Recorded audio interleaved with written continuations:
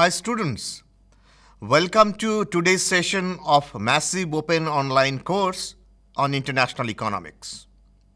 In today's session, we will talk about optimal tariff and Mazlar's paradox.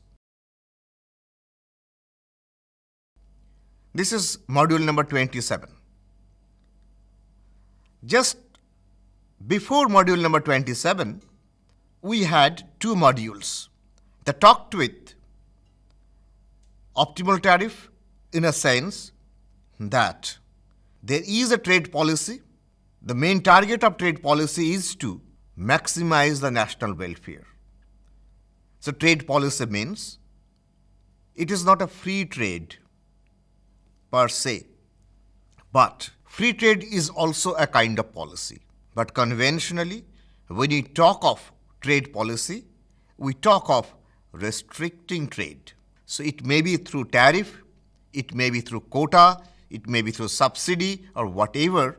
The main thing is that the trade is not free. If it is not free, then what kind of trade it should be, that is discussed in previous two modules. And we got to know that one important instrument of trade policy is tariff.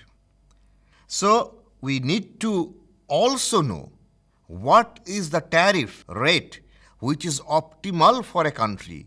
Optimal means that is desirable rate of tariff, desirable rate of controlling trade, whether that is going to have any severe implication or not.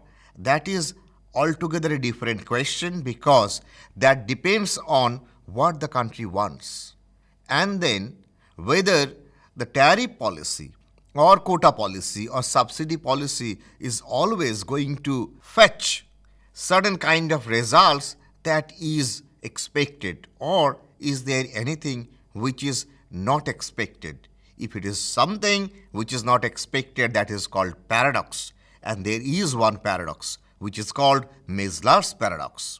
So briefly, the content of today's lecture is summarized here. We will introduce the optimal tariff, and then we will define what is an optimal tariff. And as I said, I'll try to connect this optimal tariff with countries' welfare. And of course, you know, in international economics, this distinction of country between large and small has a very significant role.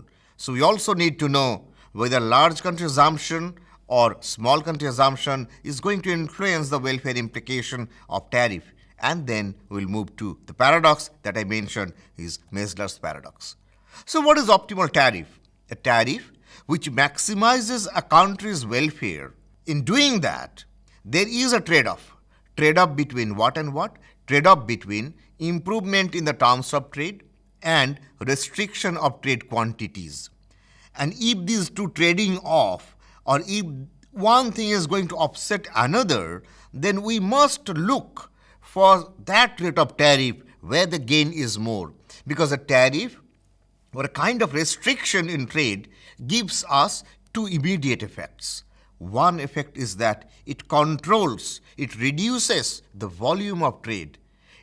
Putting a tariff on import means you are trying to curb import.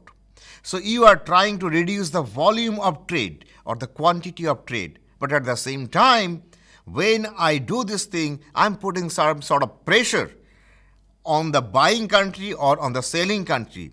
If that happens, that will have some effect on the price of export and import. And the price of export and import, students, you know, this is called terms of trade. So in terms of trade front, we may gain, but unequivocally, a tariff will lead to a loss in volume of trade. So whether this terms of trade gain can outweigh the volume of trade loss, that is a question of $1 billion. So if that happens, then welfare must increase. If that does not, then welfare should go down. And who else can afford to go for a policy that can reduce the welfare of the country? So we focus on optimal tariff to ensure that a tariff actually welfare improving. So for a small country which cannot affect the world price, in the market in which it trades, the optimal tariff should be zero. I want to put one question to you, students. I will answer this question at the end, but there's a very tricky area. I want to know, the question is that whether revenue maximizing tariff is greater or optimal tariff is greater. Just remember this question, and I'll tell you how to answer this question in a more intelligent way. It is not written in a standard book, but you will not find it anywhere. Just listen to my talk. You will get to know the answer at the end. And again, now coming back to the optimal tariff, for a country with market power means in international trade, when I say that a country is having market power, means this country is no longer a small country. Rather, this country is a large country. And that can influence the export and import volume in the market. If it can influence the import and export volume in the market, then it can definitely suppress or raise the price of the products, export and import per se. So it can influence the terms of trade, which in international market cannot be done by the small country. So the definition wise, optimal tariff is a kind of concern that large countries that carry the bulk of the purchase of various goods. It says that large importing countries can force their foreign suppliers to lower their prices through the application of a tariff. This is what I said. But the small country cannot do that.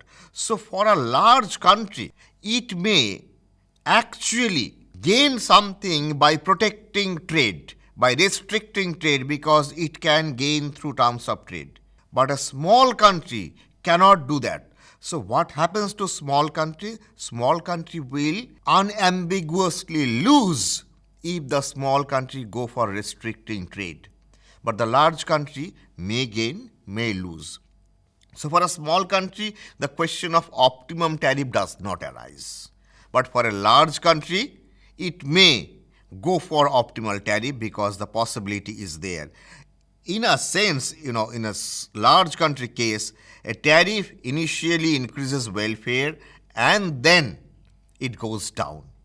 So that is a kind of explanation that you will get to know in some other modules or in a standard textbook. I am not going to explain that thing here. So in optimal tariff case, in the absence of retaliation, a country should be able to levy a tariff on imports, which yields some optimal terms of trade and hence an optimal level of community welfare. This is what I have been saying. From the free trade position or any tariff distorted trade position, as a country raises its tariff unilaterally, means the trading partners are not retaliating, the terms of trade improve and the volume of trade declines. Initially, the improvement in terms of trade tends to more than offset the accompanying reduction in the volume of trade, and hence a higher trade indifference curve is reached and the community welfare is enhanced. But beyond some point, what happens? It is likely that the detrimental effect of successive reductions in trade volume will begin to outweigh the positive effect of further improvements in the terms of trade, such that the community welfare begins to fall. Therefore, it is natural that somewhere in between there must be a tariff rate which is optimizing a country's national welfare. If you look at the explanation in a diagrammatic format, if you go on improving the tariff, then national welfare will first increase and then it will go down. So if that happens, there must be a point or tariff rate for which the national welfare reaches the peak. So if that is there, the associated tariff rate is called the optimal tariff.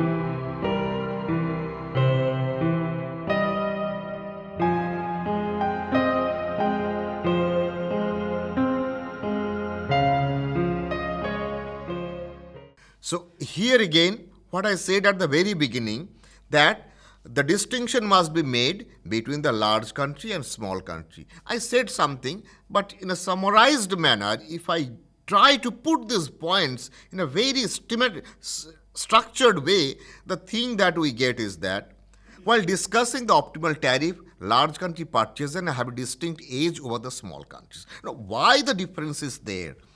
When the small country imposes tariff, suppliers need not to absorb the cost to keep the sales price stable because they do not buy much volume from the other countries. In simple words, I'm a small country. I have put some restriction on the trade. Means I put a tariff on the importable product. But I'm small means what? I buy very small quantity from others. If that happens, and if I say that I'm not going to buy this product from your country at this price, will you bother? Definitely no. Why? Because my proportion, my share in your market is so small that you do not care about what I am saying. So I cannot influence your price. But if I am large, if I say that I am going to put a restriction on your sale, so you know that if that happens, my sale will go down. If the country knows that if sale volumes go down, that country is going to lose. So that country will take very good care of my concern. And they may say that, don't worry, I'm going to reduce the price of my product a little bit so that you can buy. So what I am doing when I am declaring that I am going to impose a tariff on my importable, that depresses the price of the product in the international market. So if it depresses the price of the product in the international market, the immediate effect is on the terms of trade. Means the import price goes down for me. So if the import price goes down, this means the price of export by price of import goes up. This is called terms of trade movement and terms of trade improvement. That happens only for the large country, but not for the small country students. I want to make it very clear, and you have to be very careful.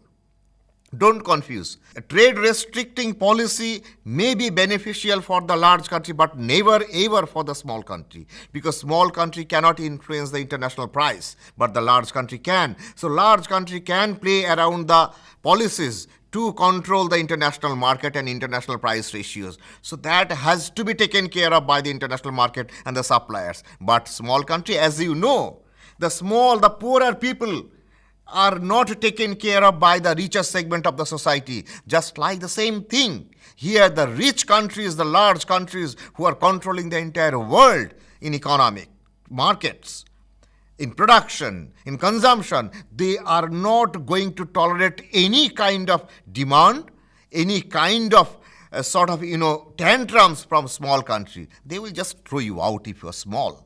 So the same thing happens here. So that lies the difference. So for a large country, optimal tariff could be positive, but for a small country, optimal tariff cannot be positive.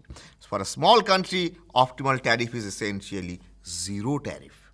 So what I promise that at the end of today's talk, I will tell you the answer to the question. Now I am telling you the answer at the middle of the talk. Why? Because I am going to jump to another thing after this. So the question was whether the optimal tariff is more or the revenue maximizing tariff is more. What I said is that for small country, optimal tariff is zero. But revenue maximizing tariff can never be zero. Revenue maximizing tariff means you put a positive tariff, then the import will take place, you will definitely earn some revenue. So it is always true that revenue maximizing tariff must be greater than optimal tariff. Because for a small country, optimal tariff is zero, but revenue maximizing tariff is positive. And the argument and the theory, that should be true for both small and large country. So students, you think of the small country and you answer the question that revenue maximizing tariff always be greater than optimal tariff, be it large country or small country. Students, now let us move to a paradox. And I told you that there is a paradox called Mazlar's paradox.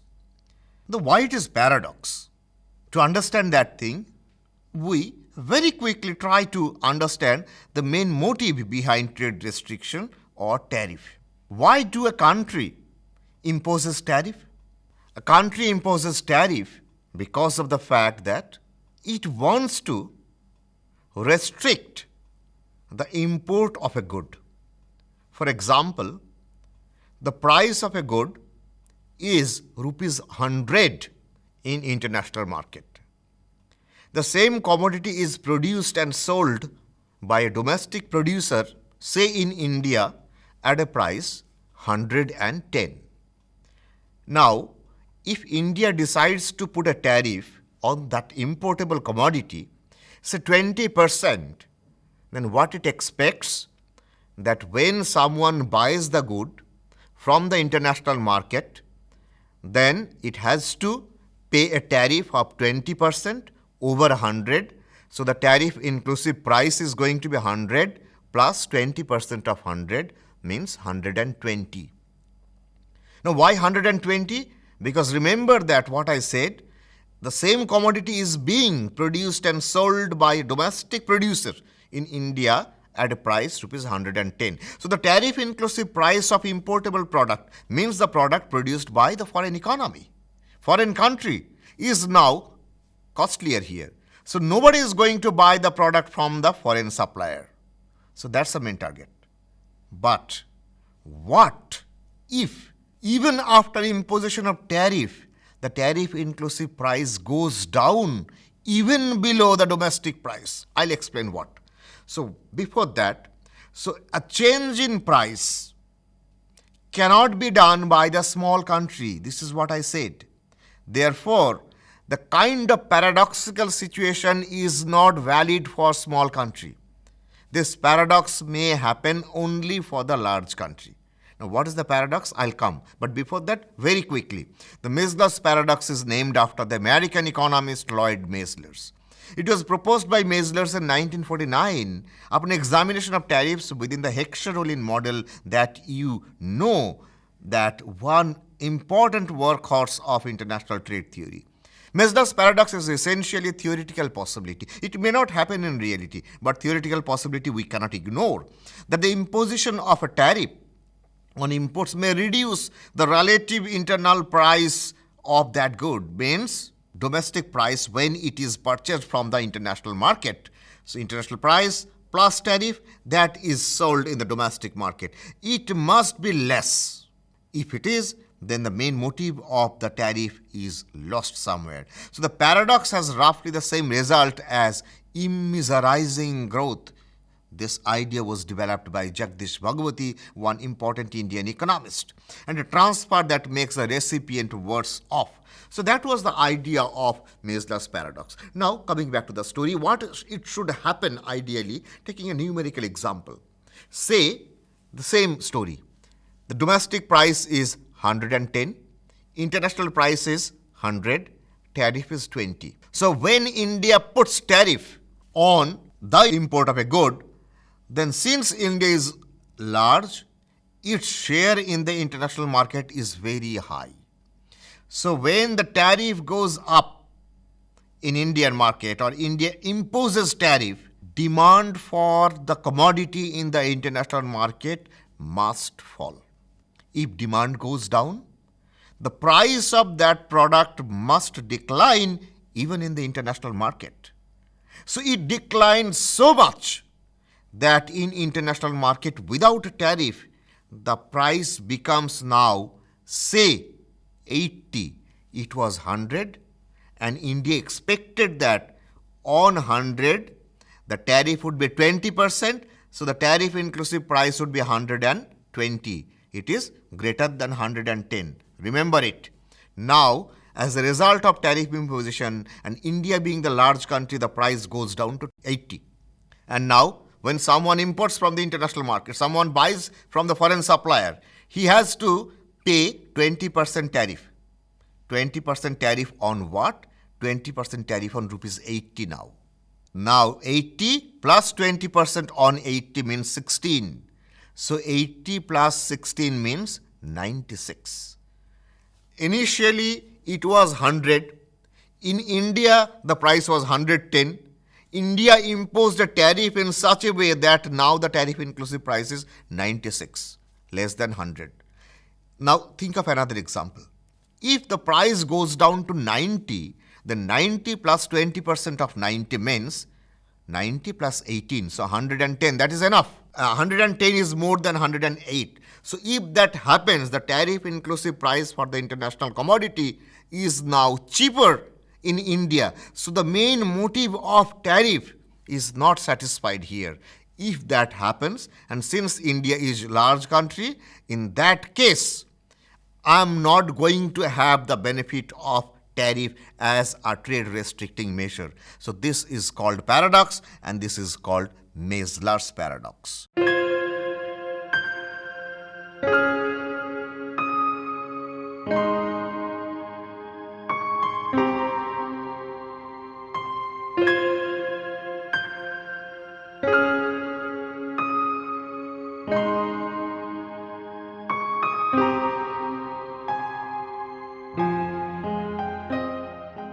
Now, diagrammatically, what could happen?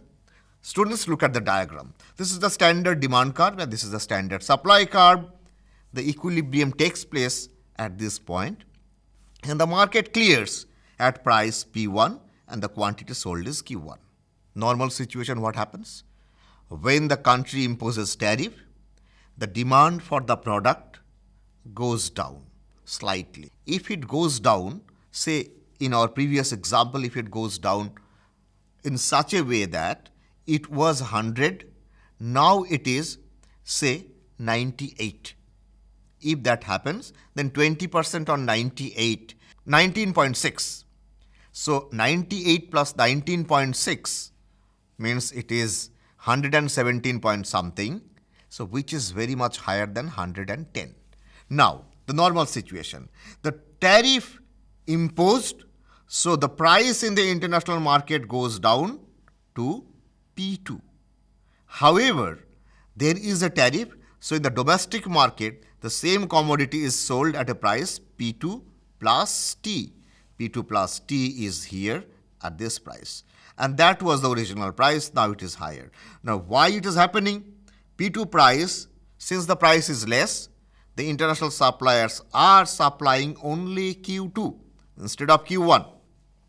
If they supply only Q2, then for Q2 supply, the demand should also be OQ2, and for that much of demand, the equilibrium price should be here somewhere P2T. So that is the normal situation where the free trade price is P1, after restriction the international price is P2 and the tariff inclusive domestic price is P2T.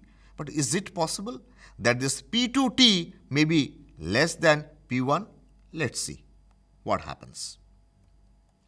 These are the two situations. One, the left panel, the one is the right panel. Let me start from the left panel. The demand curve is usual, it is negatively sloping, whereas the supply curve is unusual. It is also negatively sloping, but steeper than the demand curve.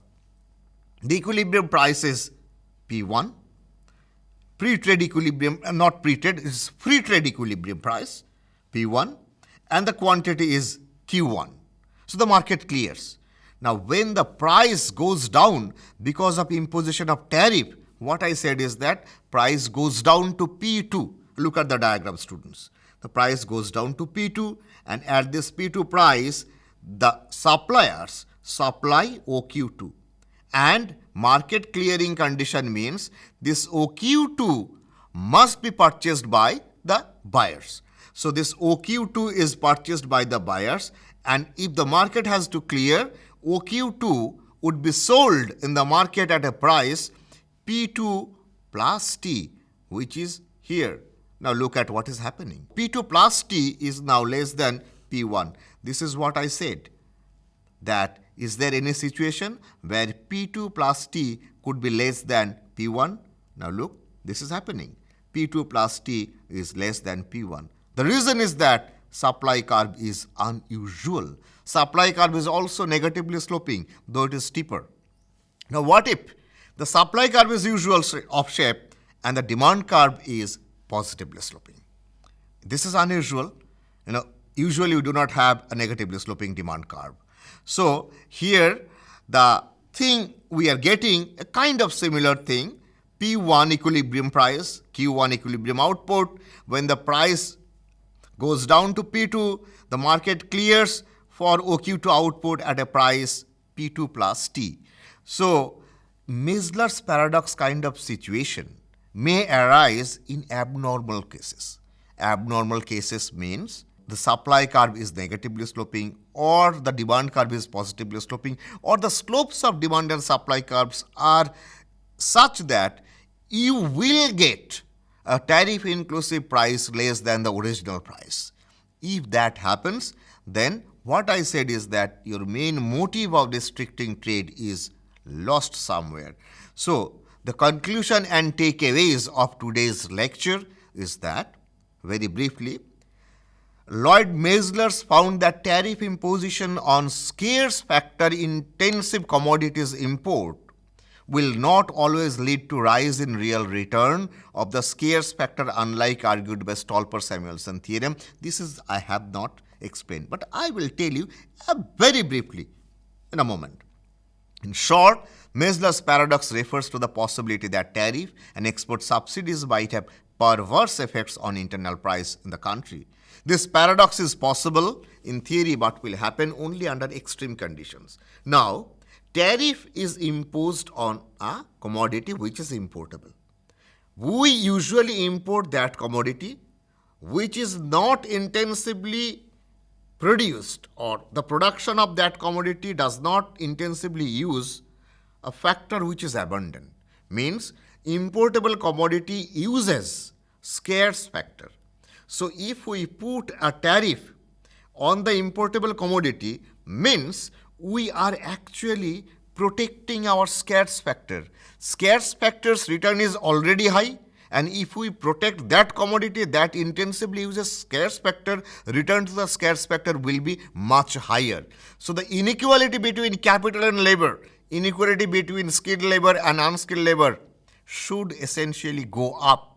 But interestingly, if Mezler's paradox happen, the scarce factor is not going to gain much. Rather, they will lose relatively. So their return will be less compared to what was in free trade situation. So that was a very interesting implication of Mezler's paradox in context of Heckscher-Ohlin model and in context of Stolper-Samuelson model.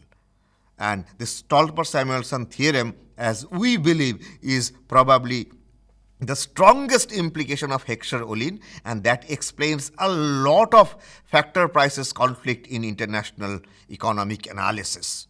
So students, thank you very much for a patient hearing for understanding Mezler's paradox and optimal tariff.